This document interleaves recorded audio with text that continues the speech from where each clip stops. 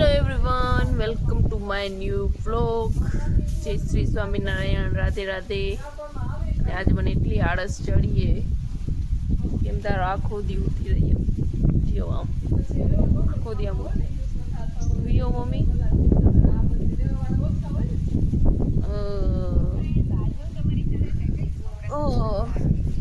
पूरा दिन आज सोने का मन कर रहा है. वातावरण जुओ खाली, वरसाद ने નથી આવું અને એટલો પવન લાગી ગયો હે કે હવે તો જાણે આવશે જ નહીં. પોસિબિલિટી 0 થઈ ગઈ વરસાદ ને આવવાની, ખાલી પવન લાગેરો. ગાઈસ તો હું આવી ગયો, હું ગાઈસ લગે અને આજે બધાનું કરાવીશ ટીલું. આમ તો હું કંઈક કરાવવું પડી, પછી વિખાઈએ તો કરશે કરાવી દઉં, પણ આજે મને અત્યારે ટાઈમ મળ્યો. હું દબી અહીંયા જ રાખીએ કંકુની, ત્યાં પણ વિખાઈએ તે કરાવી દેવાનું.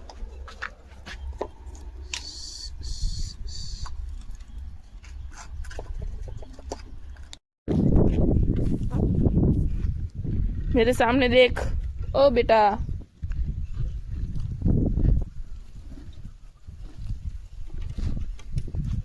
देखो आप कितनी प्यारी लग रही है, कितनी. खाने से ध्यान हट नहीं रहा किसी का.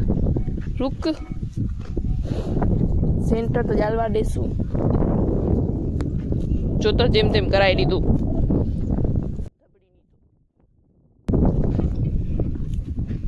हाने मस्ती ऊंची आज न बधुથી शांत उगती. अब तेरी बारी बेटा, दिखा. आने तो थोड़ू ढीलू ज मळ्યું है, कंपनी में मळ्યું है आने. रुक जाना, क्यों दूर दूर भाग रही है मेरे से. ठीक है चल, चलेगा इतना.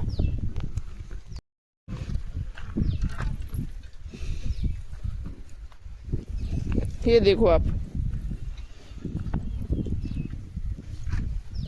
रुक जा बेटा, तिलक ही करवा रही हूँ तेरे को. ये देखो ने आज તમે આ જુઓ, આટલું બ્લેક બ્લેક થઈ ગયું હે, વાદળો ભરાઈને આવી ગયા, પણ આપણી પાસે નહીં વરસે. ઇધર દેખો.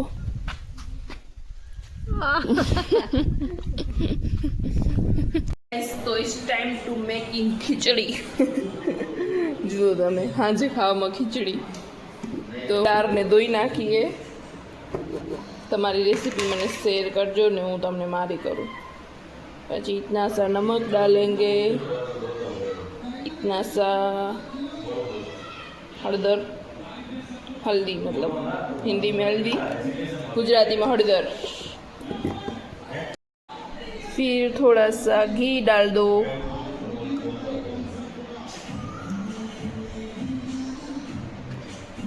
ઘી થી એવું હોય કે અંદર જે પાણી હોય ને ઉભરાય નહીં. તમે જેટલું માપનું નાખ્યું હોય ને એટલું જ રહે. તો ઘી તમે પાછળથી નાખતા હો ને તો પહેલેથી નાખી દો તો બેસ્ટ થશે. એટલે અમે પાછળથી નાખતા, જે ખીચડી મેલ્ટ કરીને તે નાખતા. હવે આમ નાખી દો. અમારી ખીચડી દરરોજ 12 જ ચડતી હોય શેગડી ઉપર.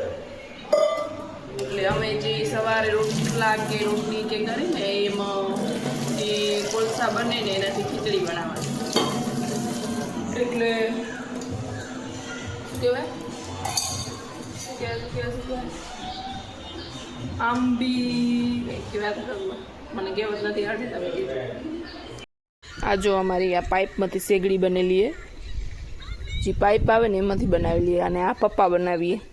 એટલે આમ પાઇપ ઊભો કરી નાખવાનો, પછી એક સાઈડથી આમ આટલું કાપી નાખવાનું, એટલે આમાંથી હવા મળી રહે.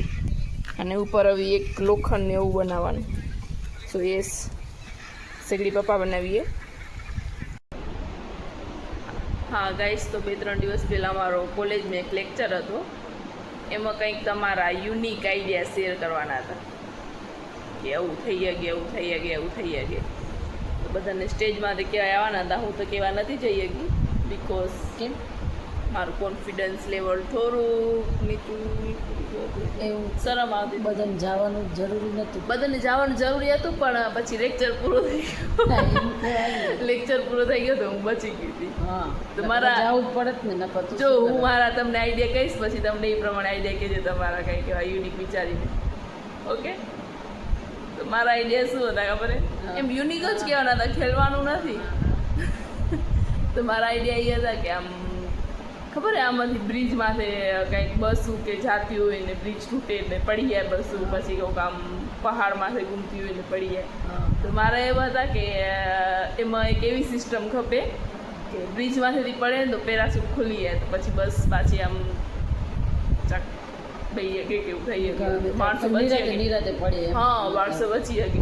એક આઈડિયા એ હતા. ધપ પડી ન પડે એમ. હા, એક આઈડિયા હતા.